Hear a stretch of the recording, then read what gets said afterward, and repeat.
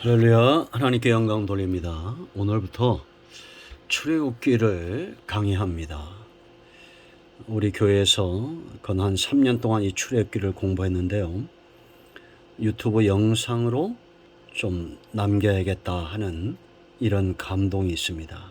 그래서 오늘부터 시작해서 3년까지는 아니지만 우리가 매일같이 이렇게 말씀을 묵상하고 출애굽을 통해서 하나님께서 어떤 의도를 가지고 이스라엘 백성들을 애굽에서 이끌어내시는가. 단지 이것이 3,500년 전에 영화 같은 드라마 같은 이야기가 아니라 지금도 하나님은 여전히 자기 백성들을 애굽 세상에서 이끌어내시기를 원하신다라는 겁니다. 하나님은 전능하시고 전지하시죠. 절대 그 말씀하시고 행하시고자 하는 하나님의 선하신 뜻을 포기하지 않습니다. 그래서 출애굽을 통해서 저와 여러분의 눈이 열려지고 우리가 구원받은 이후에 하나님이 어떤 의도를 가지고 우리를 이끌어 가시는지를 잘 봐야 됩니다. 먼저 기도합니다. 하나님, 영광과 감사와 존귀가 하나님께 있습니다. 출애굽기의 말씀들을 열어주시기를 원합니다.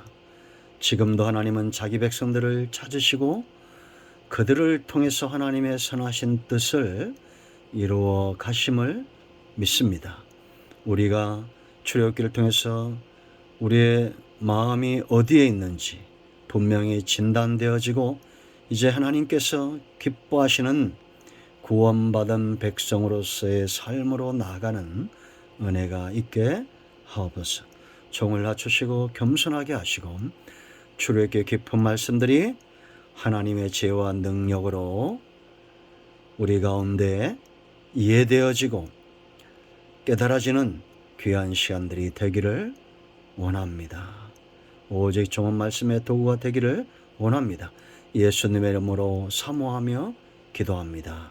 아멘.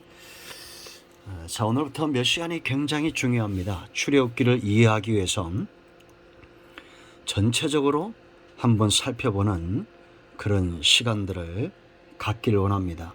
먼저 우리 오늘 3장 7절 말씀부터 보겠습니다.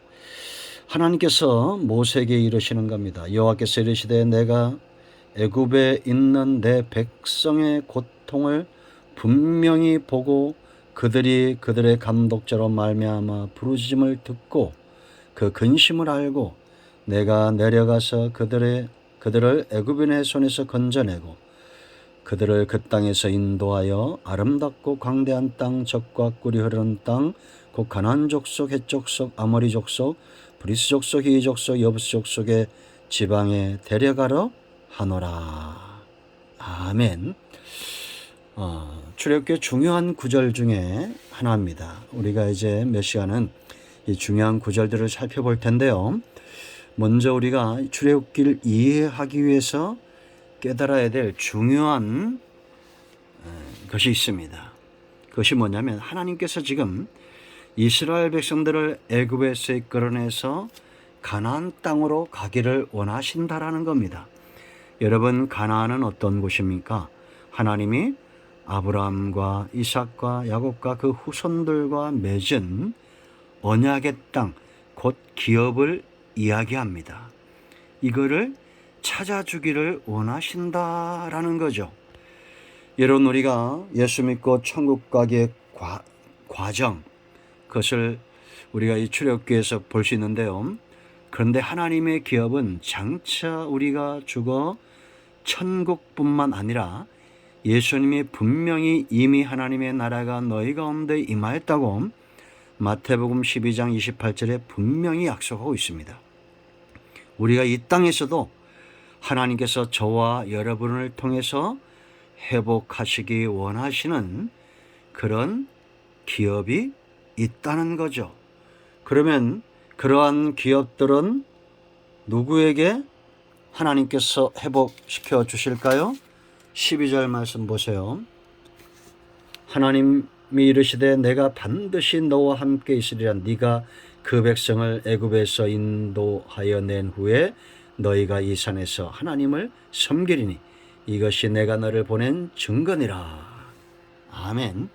자, 여러분, 구원의 목적이 분명히 보이죠. 하나님을 섬기는, 이제 또 시간을 통해서 보겠지만 하나님의 소유된 백성이 되게 하는 것입니다.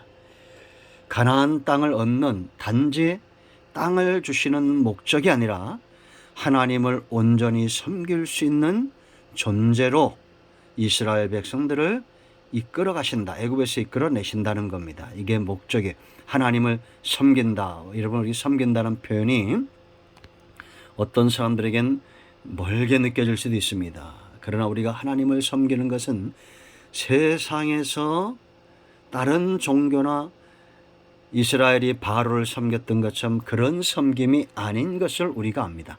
이 섬김의 깊은 비밀들을 우리가 체험하길 원하는 거예요.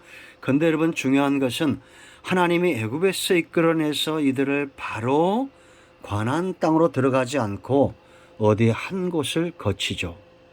그곳이 어디입니까? 광야입니다. 광야를 거친다는 겁니다. 그러면 광야는 어떤 곳일까요? 신명기로 가겠습니다. 신명기 8장을 보면, 자, 2절 말씀 보세요. 네 하나님 여호와께서 이 40년 동안 광야 생활을 말하는 겁니다. 네게 광야길을 걷게 하셨다는 겁니다. 이걸 기억하라는 겁니다. 왜 기억해야 되냐? 이는 기억해야 될 유저 너를 낮추시며, 어디서? 광야입니다. 그러니까 광야는 어떤 곳이냐? 낮추시는 곳이다. 너를 시험하사. 광야는 어떤 곳이에요? 시험하는 겁니다. 그 시험 칠 때는 그 이유가 있겠죠. 목적이 있겠죠. 그 다음에 네 마음이 어떠한지, 그 명령을 지키는지 지키지 않는지 알려 하심이라. 놀라운 말씀입니다. 광야를 걷는 인생들이 있죠. 그럼 이것이 어떤 장소라는 거예요? 하나님이 지금 나를 낮추신다는 겁니다. 왜 낮추냐? 낮추어야 그 다음 시험을 통과할 수 있는 자격이 되는 겁니다. 내 마음이 어떠한지, 마음이 낮아진 사람은 하나님의 명령을 지키게 되어 있습니다. 홍해에서, 마라에서, 광야에서 그들이 여러분 어떤 태도를 가졌냐를 잘 보세요. 그리고 여러분, 민수기 13장에서 10명의 정탐꾼들이 보고할 때 그들 앞에서 옷을 찢었던 여호수아 갈렙의 마음을 보세요. 문제가 있을 때마다 엎드렸던 모세의 마음을 보세요. 이들은 어떤 사람들입니까? 자기를 낮출 줄 알고 하나님이 행하시는 곳에서 하나님의 뜻을 알고자 했다라는 겁니다. 이제 보이죠? 그래서 여러분, 연단은 나를 낮추시는 거예요. 자, 3절 말씀. 너를 낮추시며 너를 줄이게 하시며 또 너도 알지 못하며 네 조상들도 알지 못하던 만나를 네게 먹이신 것은, 광야에서 낮출 뿐만 아니라 시험할 뿐만 아니라 이제 만나도 주신다는 거죠.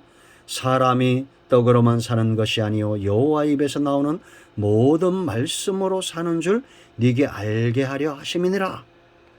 그러니까 여러분, 광야를 잘 통과하고 있는 사람은 어떤 사람입니까? 자기를 낮출 줄 알고, 만나를 사랑할 줄 알고, 말씀을 사랑할 줄 알고, 하나님의 입에서 나오는 말씀으로 산다는 큰 깨달음과 지혜를 가진 자들입니다. 이들이 바로 정금 같은 믿음의 사람이다. 정금은 어떻게 만듭니까? 용광로에 계속 집어넣으면 금만 남죠. 그러니까 하나님은 의도가 있습니다. 제가 시작하면서 말씀드렸죠. 전지하시고 전능하시고 절대 하나님께서 말씀하신 바를 굽히지 않으시죠. 그렇다면 우리는 연단과 광야 가운데 낮추어야 됩니까? 교만해져야 됩니까? 시험에 통과할 때 우리의 마음이 겸손해야 되겠죠. 그리고 만나를 더 사모해야겠죠. 광야는 아무것도 먹을 것이 없는 곳입니다. 오직 살기 위해서 만나를 먹어야 되겠죠. 이런 사람들은 정금 같은 믿음으로 준비되어지고 그 믿음이 진짜인지 하나님이 광야에서 시험하시고 홍해에서 시험하시고 마라에서 시험하시고 신광에서 시험하실 때에 요단강에서 시험하시고 여리고성에서 시험하실 때 통과하는 자들이 된다라는 겁니다. 그러면 애굽은 어떤 곳입니까? 자, 3장을 보세요. 하나님이 그들의 고통 소리를 들으시고 고통이 끊어지지 않는 곳입니다.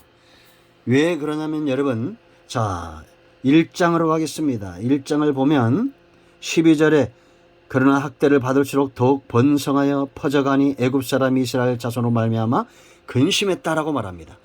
애굽에서도 번성합니다. 그런데 중요한 것은 그들의 중심, 이스라엘의 중심은 고통으로 가득 차 있었다라는 겁니다. 왜냐? 애굽은 노예 상태로 사는 곳입니다. 누가 다스리기 때문에? 바로가 다스리기 때문이다라는 겁니다. 그러므로 여러분, 우리가 세상에서 아무리 돈이 많고 명예와 권력이 있다 할지라도 하나님의 통치를 받지 않는 사람들에게는 고통이 있는 거예요. 그래서 여러분, 세 곳 가운데 분명히 우리는 머물러 있게 돼 있어요. 어떤 사람은 애굽에 있어요.